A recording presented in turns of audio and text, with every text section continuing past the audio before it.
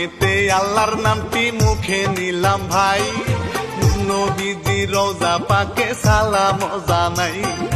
তারপরেতে ভক্তি সালাম পিতা মাতার পায়, আমি শিল্পী রানা বাপি সবাতে জানাই, চলেন মূল ঘটনায় চলে যায়, শাকিব খানের পুরুষ সঙ্গ তার কাছে আর নাই।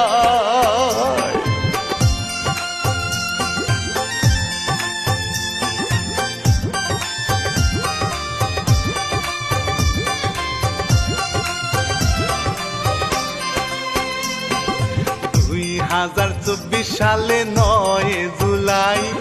স্বামী স্ত্রী রাত্রিকালে বিদেশি মদ খায়, চক্রান্ত করিয়া বয়ে ওই মদের সাথে ঘুমের ট্যাবলেট মিশাইয়া দেয়, স্বামী না জানে, স্বামী গভীর ঘুমে